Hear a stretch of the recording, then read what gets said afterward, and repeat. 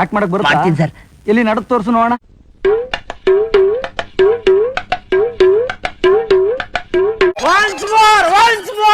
ನಮಸ್ಕಾರ ಗುರು, ಎಲ್ಲರೂ ಹೇಗಿದ್ದೀರಾ? ಎಲ್ಲರೂ ಚೆನ್ನಾಗಿದ್ದೀರಾ ಅಂತ ಅನ್ಕೊಂಡಿದ್ದೀನಿ. ನಾನು ಎಲ್ಲಿ ಹೋಗ್ತಾ ಇದ್ದೀನಿ ಅಂತಂದ್ರೆ ಇವಾಗ ಮುಂಬೈಗೆ ಹೋಗ್ತಾ ಇದ್ದೀನಿ. ಏನಕ್ಕೆ ಅಂತ ನೀವು ಕೇಳಿದ್ರೆ 22 ಅವರ್ ಜರ್ನಿ ಮಾಡ್ಕೊಂಡು ನನಗೆ ನಾನೇ ಚಾಲೆಂಜ್ ಹಾಕೊಂಡು ನಾನು ಇವಾಗ ಹೋಗ್ತಿರೋದು KSR ಬೆಂಗಳೂರಿಂದ ಮುಂಬೈಗೆ. ಅಯ್ಯೋ ಈ ನನ್ನ ಮಕ್ಳು ಮತ್ತೆ ಶುರು ಮಾಡಿದ್ರಯ್ಯ.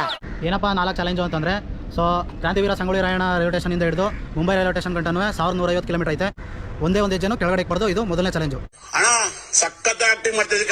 ಎರಡನೇ ಚಾಲೆಂಜ್ ಏನಪ್ಪಾ ಅಂತಂದ್ರೆ, ಒಂದು ರ್ಯಾಂಡಮ್ ಪರ್ಸನ್ ಹತ್ರ ಹೋಗ್ಬಿಟ್ಟು ಒಂದು ಊಟನ ಇಬ್ರು ಶೇರ್ ಮಾಡ್ಕೊಂಡು ತಿನ್ಬೇಕು.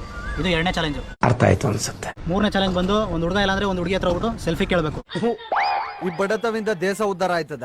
4ನೇ ಚಾಲೆಂಜ್ ಬಂದು, ಯಾರ ಹತ್ರ ಹೋಗಿ ಒಂದು ಸಾಂಗ್ನ ಆಡಿಸ್ಬೇಕು. ಅದು ಕನ್ನಡ, ಇಂಗ್ಲೀಷ್, ಹಿಂದಿ ಯಾವ್ದಾದ್ರು ಪರವಾಗಿಲ್ಲ.